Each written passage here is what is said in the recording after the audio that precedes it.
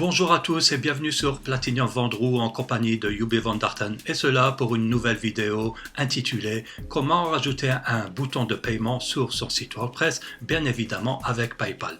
Je ferai d'autres vidéos pour vous présenter d'autres boutons avec Stripe. Tout d'abord, je demanderai à toutes celles et ceux de bien cliquer sur le pouce bleu et aussi de s'abonner à notre chaîne pour ne pas rater toutes les petites astuces et les nouvelles opportunités que nous dénichons pour vous sur la toile. Donc c'est parti, on se dirige sur notre tableau de bord.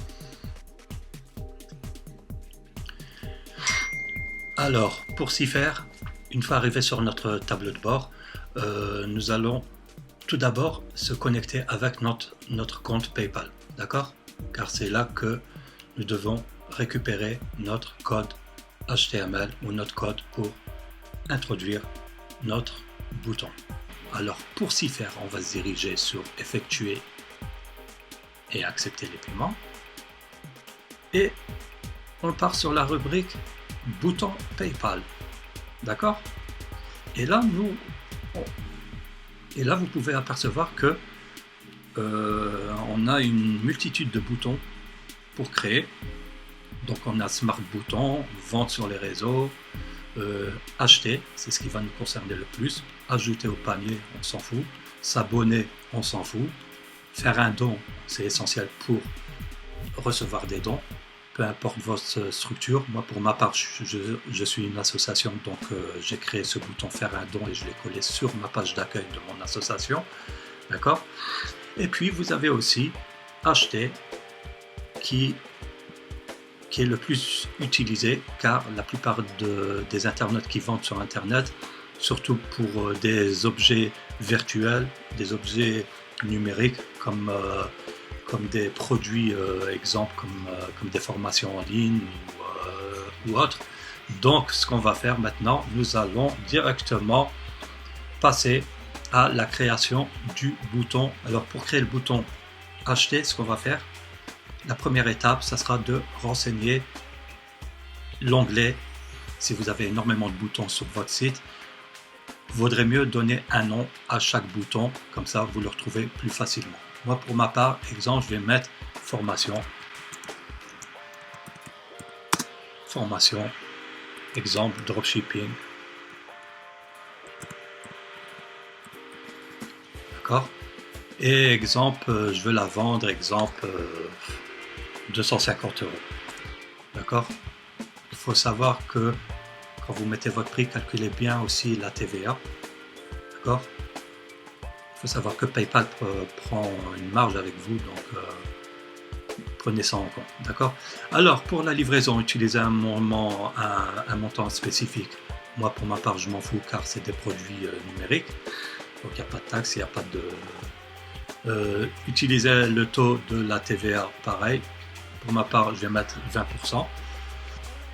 Utilisez mon identifiant de compte marché sécurisé. Utilisez mon adresse mail principale.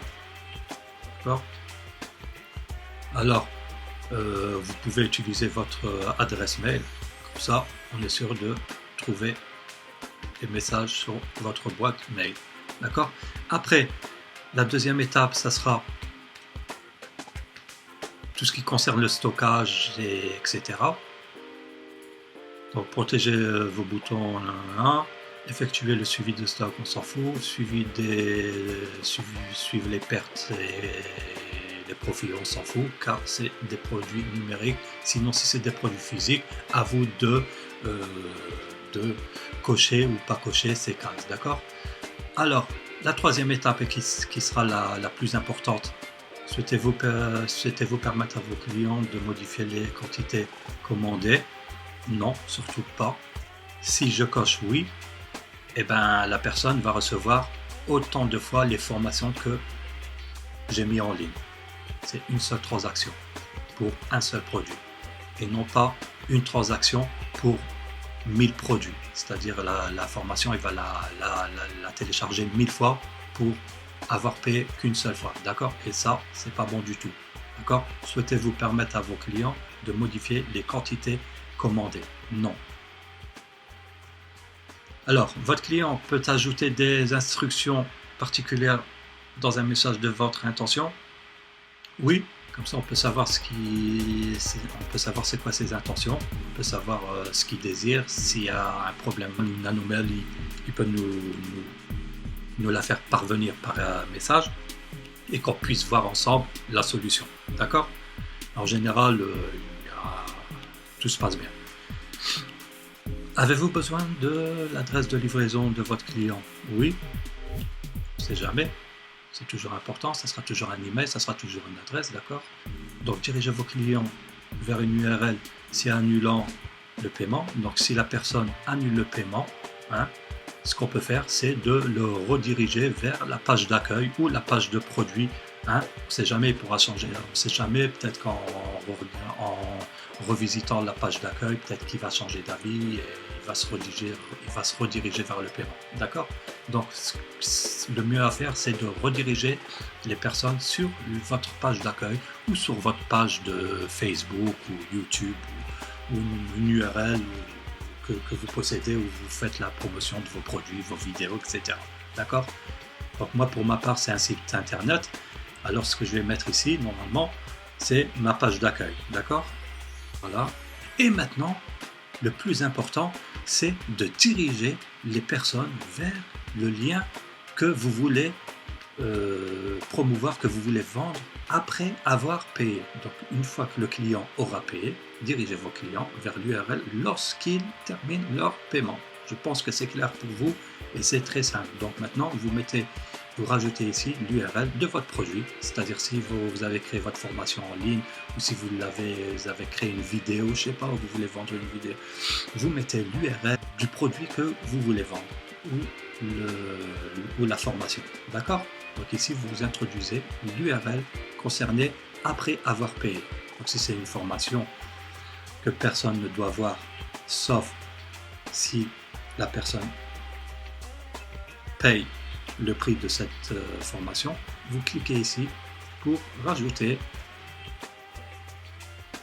Exemple, moi, je vends une formation WordPress. D'accord? Donc je mets WordPress. D'accord?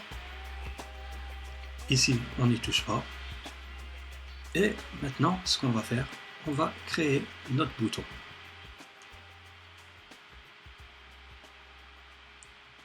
Voilà. Donc une fois que nous avons rempli toutes nos coordonnées, etc., nous avons notre lien. Donc ce lien, c'est le lien que nous allons introduire sur notre site. Et aussi, nous avons, exemple, mail. Si par exemple, vous voulez envoyer le bouton de paiement par mail, et bien voici l'adresse. D'accord? Et vous l'envoyez à la personne que vous désirez pour qu'il puisse payer le produit et avoir accès directement à celui-ci. Donc, une fois que j'ai copié mon code PayPal, je vais me diriger sur mon tableau de bord. D'accord? Alors, une fois que j'arrive sur mon tableau de bord, vous choisissez la page concernée pour introduire votre code. Moi, pour ma part, je vais prendre nous contacter. Exemple, vous pouvez prendre d'autres pages. Saint-Moulin.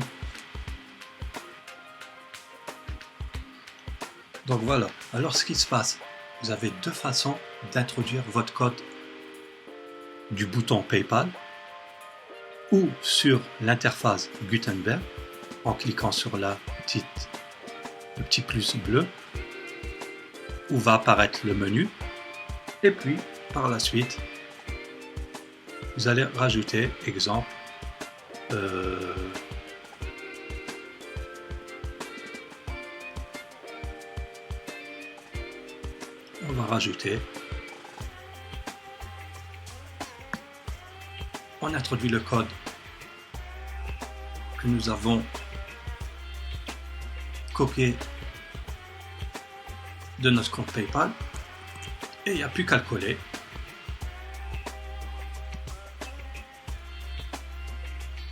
On fait une mise à jour.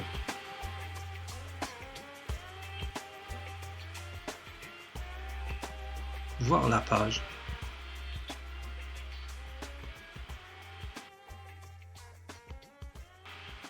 ici on voit que le bouton acheter est apparu sur notre interface Gutenberg, d'accord. Donc c'était juste pour vous montrer. Après comme moi j'utilise pas trop Gutenberg, je l'ai pas encore très bien configuré pour les textes et les images, etc. C'était juste pour vous montrer que nous pouvons ajouter notre bouton PayPal sur notre interface Gutenberg. Pour ma part et en ce qui me concerne, j'utilise Elementor, d'accord. Donc ce que je vais faire, je vais repartir sur Elementor et ça sera la deuxième façon d'introduire notre code de notre bouton, d'accord. Alors ce que je fais, je repars sur notre page à modifier et que je vais modifier avec Elementor cette fois-ci, d'accord. Alors c'était newsletter, voilà.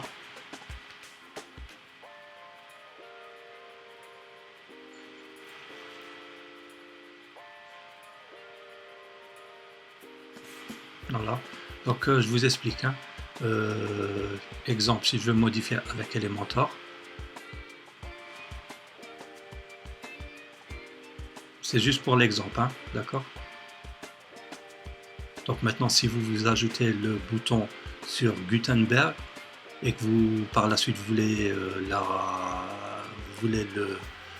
le modifier et l'introduire sur Elementor, n'oubliez pas d'effacer celui qui est sur Gutenberg, d'accord, pour pas qu'il y ait des interférences, d'accord. Surtout n'oubliez pas ça.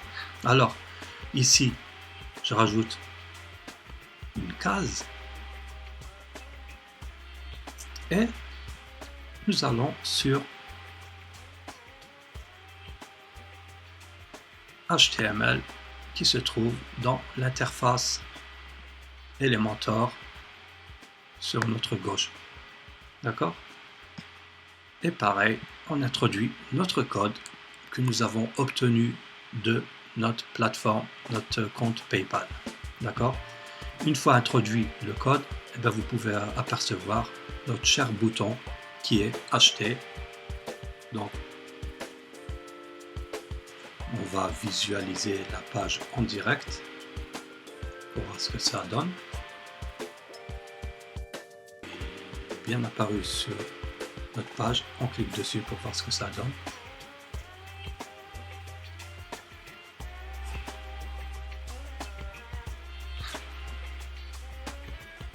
On se dirige vers PayPal.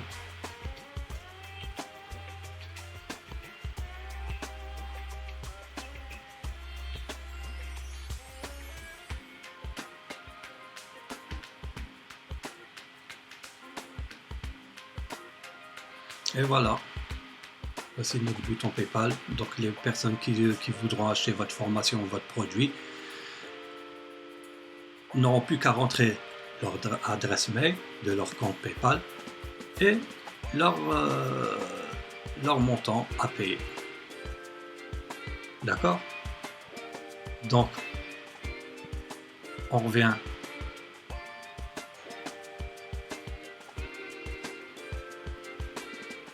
sur PayPal.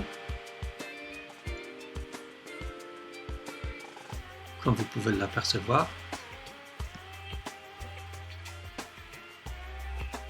revenir à la modification du bouton OK, créer un bouton supplémentaire, c'est aussi pareil, créer un nouveau bouton, accéder à mes boutons enregistrés, d'accord, pour voir tous les boutons que j'ai créés. Donc mes boutons enregistrés, formation dropshipping que je vais supprimer, dont j'en ai plus besoin, c'était juste pour vous montrer la formation, d'accord. Et en même temps c'est comme ça que vous allez apprendre à avoir supprimer ou rajouter ou modifier vos boutons, d'accord. Pour ma part je vais supprimer le bouton que je viens de créer pour la formation, oui, ok, il n'y a pas de souci. Ok, donc voici exemple un bouton formation SEO que voici, d'accord.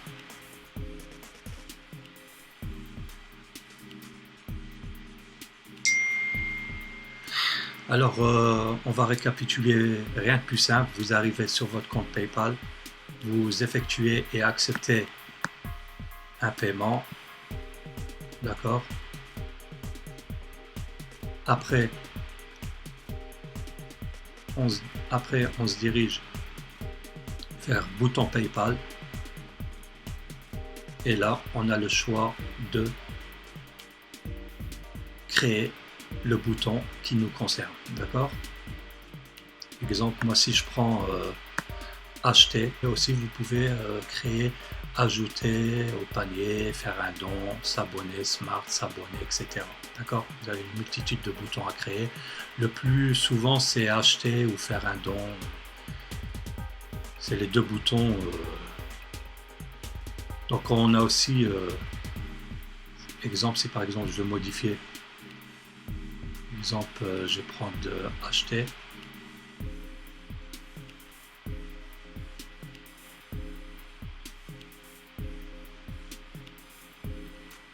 On reclique, comme je vous ai dit, acheter. On peut aussi modifier ici, don, abonnement, etc. Pour la modification, pareil. Vous avez aussi le choix du modèle. Hein. Vous avez le choix du modèle que vous voulez.